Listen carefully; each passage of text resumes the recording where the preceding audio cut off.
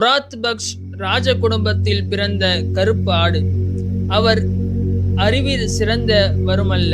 ஆனால் சுகவாசி, தக்கானம், குஜராத் ஆகிய போர்க்களங்களில் தோல்வியை தழுவிய போதும் தன்னைத்தானே திரித்து கொள்ளாதவர். தனக்கு உதவியாக தகுதி வாய்ந்தவர்களாக நியமிக்கும் திறமையும் அவருக்கு இல்லை. தன்னை சூழ்ந்திருந்த துதிபாடிகளின் பேச்சிலே மயங்கி கிடந்தார். யோக்கியமானவர்களுக்கும் தன்மானம் உள்ளவர்களுக்கும் அவரிடம் இடம் இல்லை. தலைமை பொறுப்பேற்க வேண்டிய நிலையிருந்த அவர் தளபதியின் வேலையை செய்யும் இடத்திலேயே தான் இருந்தார். இத்தகைய நிலையை உணர்ந்து கொண்ட மாமன்னர் ஷாஜஹான் தனது புதல்வருக்கு தக்க ஆலோசனை சொல்ல மிகவும் திறமை வாய்ந்த நேர்மையான அலிநாகி என்பவரை முராத் பக்ஷின் வருவாய்த்துறை அமைச்சராக அனுப்பி வைத்தார். அலிநாகி சக்கரவர்த்தி ஷாஜஹான் தன்னிடம் கொண்டுள்ள நம்பிக்கையை பற்றியும் தன்னுடைய நேர்மையையும் ஆற்றலையும் பற்றி நன்கறிந்தவர். அலிநாகி முராத் பக்ஷின் தர்பாரில் உள்ள துதிபாடிகளை கண்டு வெறுப்படைந்தார்.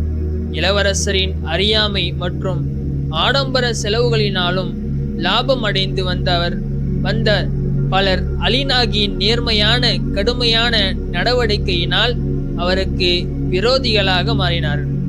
குஜராத்தில் இருந்த ஏனைய பிரபுக்களின் அரசு பொறுப்பு முழுவதும் அலிநாகியின் கட்டுப்பாட்டிற்குள் வந்ததினால் இன்னும் அதிகமாக அவர் மீது பொறாமை கொண்டார்கள். நேர்மையான கடுமையான அவரது நிர்வாகத்தினால் அவருக்கு அந்த பகுதியில் ஒரு நண்பர் கூட இல்லாத நிலைமை இருந்தது. அது எதிரிகளுக்கு சந்தர்ப்பத்தை உருவாக்கி கொடுத்தது. இந்த வேளையில்தான் வாரிசுரிமை போரும் வந்தது. தாரோஷோகோவிற்கு எதிராக முராத் பக்ஷ் ஆலோசனை செய்து கொண்டிருந்தார். குத்துபுத்தீன் கான் கைஸ்கி அலிநாகியின் எதிரியான குத்துபுத்தீன் கான் கைஸ்கி என்ற பேட்டன் பகுதி அதிகாரி சூது வலையை விரித்தார். ஷாஜஹானின் மூத்த புதல்வர் தாரோஷோகோவிற்கு ஆதரவு தெரிவித்து அலிநாகி எழுதியது போல் போலி கடிதம் ஒன்றை தயாரித்து அதனை எடுத்து செல்கின்ற போது இளவரசர் முராத் பக்ஷின் வீரர்களிடம் அகப்படுவது போல் திட்டமிடப்பட்டது. அதன்படியே திட்டத்தை அப்படியே செயலாற்றினார். வஞ்சகத்தை நிறைவேற்றினார். பின்னர் அலிநாகியின் பெயரால் எழுதப்பட்ட போலி கடிதத்தையும் அதனை கொண்டு சென்றவரையும் திட்டமிட்டபடியே பிடித்து வந்து தோட்டத்தில் உலாவிக் கொண்டிருந்த முராத் பக்ஷியிடம் ஒப்படைத்தார். போலி ஆவணங்கள்.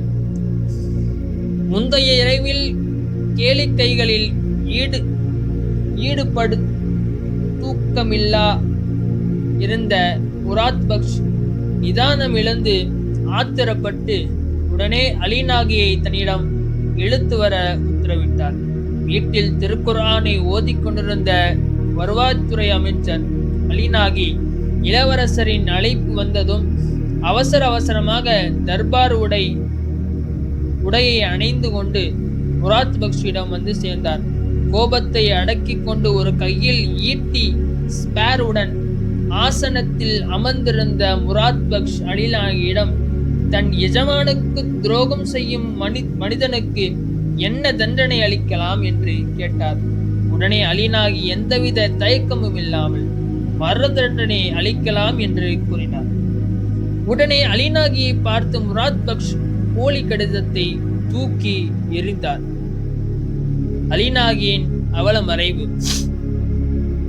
அதனை படித்து பார்த்த அலிநாகி அந்த கடிதத்திற்கும் தனக்கும் எல்லளவும் சம்பந்தம் இல்லை என்ற உண்மையை உணர்ந்து கொண்டார். தனக்கு எதிராக தனது எதிரிகள் இம்மாதிரி போலி ஆவணத்தை தயாரித்து அனுப்பியதை சதிகாரர்களின் சதியை உணர்ந்து கொள்ள முடியாமல் தன்னை தவறாக நினைத்து இப்படி இளவரசர் முராத் பக்ஷ் நடந்து கொள்கிறாரோ என்று அவரிடமே அலிநாகி கடிந்து கொண்டார். வெகு நாட்களாக அலிநாகியின் மேல் ஆத்திரம் முட்டிருந்த முராத் பக்ஷ் நிதானமிழந்து தன்னுடைய ஈட்டியை அலிநாகியின் மேல் செலுத்தி, துரோகியே, கேடுகட்டவனே என்று ஆத்திரத்துடன் வசை மாறி பொழியும் வேளையில் சுற்றி நின்று கொண்டிருந்த இளவரசரது கைக்கூலிகள் அலிநாகியை முழுவதுமாக கொன்று தீர்த்தார்கள். குவாலியரின் நடந்த விசாரணை. அலிநாகியின் புதல்வரில் மூத்தவர் தந்தையின் மறைவிற்கு பிறகு அது குறித்து வழக்கு தொடுக்காமல் மனமுடைந்து இருந்து விட்டார். ஆனால் அவரது இளைய புதல்வர் தனது தந்தை அலிநாகி இளவரசர் முராத் பக்ஷால் அநீதியாக படுகொலை செய்யப்பட்டதற்கு விசாரணை செய்து தக்க தண்டனை வழங்க வேண்டும் என்று பேரரசிடம் முறையிட்டார். குவாலியரில் கிரிமினல் குற்றங்களை விசாரிக்கும் காஜிகளின் வழக்கு விசாரணைக்கு வந்தது. நஷ்டஈடு எதுவும் இந்த படுகொலைக்கு பரிகாரமாக பெற்றுக்கொள்ள முடியாது என்றும் அலிநாகியின் இளைய புதல்வர் மறுத்துவிட்டார். அலிநாகியை படுகொலை செய்த இளவரசர் முராத் பக்ஷிற்கு மரண தண்டனையை குவாலியர் காஜிகள் விதித்தனர். இஸ்லாமிய சட்ட விதிகளின்படி அதன்பின் மரண தண்டனை நிறைவேற்றப்பட்டது.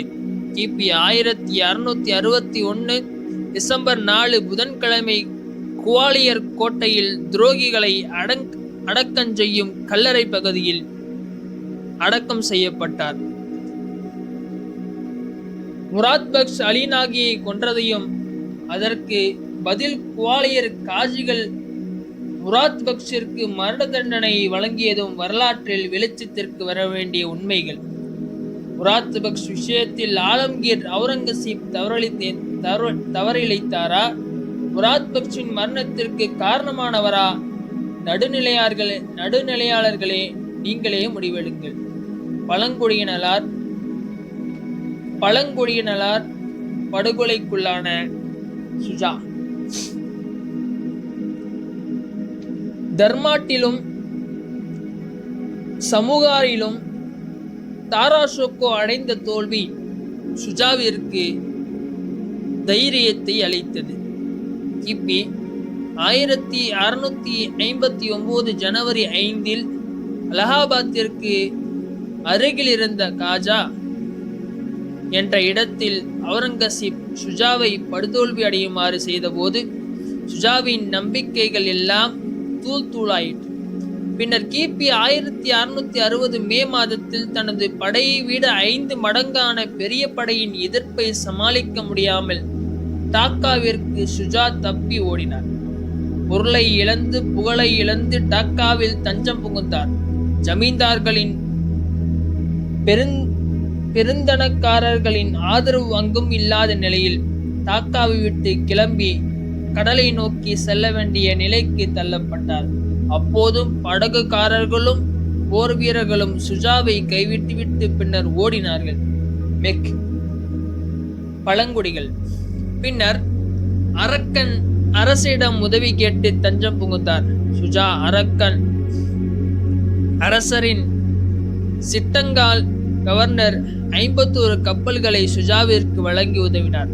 அவ்வாறு இருந்தபோதிலும் வங்காளத்தை திரும்ப மீட்டுவோம் என்ற நம்பிக்கையை இழந்துவிட்ட சுஜா மெக் என்ற பழங்குடியினர் வாழும் இடத்தில் அடைக்கலம் புகுந்தார். இந்த செய்கை அவரை பின்தொடர்ந்தவர்களுக்கு பெரிதும் துயரத்தை அளித்தது. ஏனெனில் கண்ட மிருகங்களை சாப்பிடும் பழக்கம் காட்டு மிராண்டிகளுக்குத்தான நடவடிக்கைகள், கொள்ளை போன்ற கொடூர செயல்கள் ஆகியவைகளை கொண்டிருந்த இந்த பழங்குடியினரின் செயல்களை கிழக்கு வங்காளத்தில் அனைவரும் அறிவர். அரக்கன் அரசரிடம் தஞ்சம். கிபி 1660 மே 12 தனது மூதாதையை ஆண்டு வந்த பல வருடங்களாகத்தான் ஆட்சி புரிந்து வந்த பகுதியை விட்டுவிட்டு வேறு வழியின்றி சுஜா 40 பேர்களுக்கு குறைவானவர்களுடன் தனது குடும்பத்தாரையும் அழைத்து கொண்டு அரக்கானுக்கு கப்பல் ஏறினார். அங்கு சென்றும் அவர் மகிழ்ச்சியாக வாழ முடியவில்லை. அவரது பேரரசை அவருக்கு பரிதாபகரமான முடிவையே கொடுத்தது. அரக்கன் முகல் பத்தான் பகுதி மக்கள் அவருக்கு ஆதரவாகவே இருந்தார்கள். இதனை பயன்படுத்தி எண்ணிய சுஜா அப்போது துரோக செயலில் இறங்கினார். அடுத்த வீடியோவில் சுஜாவின் துரோகம் பற்றி பார்க்கலாம்.